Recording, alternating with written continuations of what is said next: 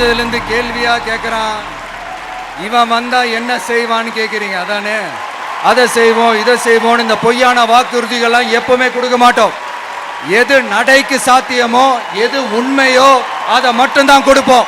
ஏழ்மை வறுமை இல்லாத தமிழகம், குடும்ப ஆதிக்கம் இல்லாத தமிழகம், ஊழல் இல்லாத தமிழகம், உண்மையான மக்களாட்சி, மனசாட்சி உள்ள மக்களாட்சி. கான்ஃபிடென்ட்டா இருங்க, நல்லதே நடக்கும், வெற்றி நிச்சயம்.